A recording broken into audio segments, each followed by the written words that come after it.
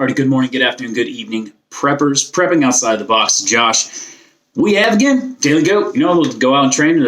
This one will be on probably partially on a physical aspect and partially on a mental aspect. We're going to be talking about staying awake, right? So your April 25th, go out and train. Your Daily Go is going to be staying awake, right? There's a lot of times, I'm sure, in the future, if you're deep into an SHTF situation or just even a small one in your immediate location, where you have to be able to, stay up, stand watch, and things like that, and look after each other.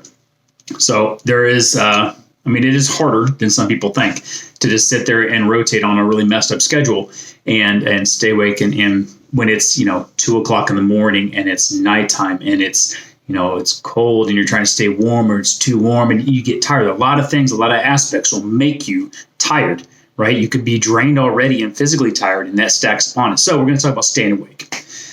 There's a whole bunch of different things. Obviously, people can smoke. People can smell smoke and see the light and things like that from the ash. So it's not recommended to do things like that at night. You've got dipping. Some people don't dip, but dipping does help.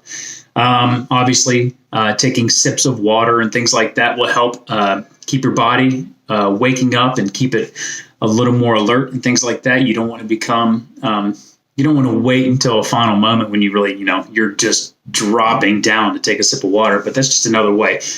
But the last thing, the reason I wanted to do this Go is you've got things like coffee grinds, right? These are just pouches. It's not really, well, that's the wrong compartment. It's not really, it's like dip pouches, but they're coffee grinds, right? And maybe you don't want to dip, and it's an option. Another way is taking a little baggie and putting some coffee grinds in it, and or the little Mylar bags, and storing them in little pouches. So when you're ever doing a watch at night, you can take some of the grounds, put them in your lit, and dip them. Right? It's a really good way. We used to do it like the MRE coffee grounds, the little instant coffee. We'd take it and you could dip it in your mouth if you weren't a dipper, for tobacco.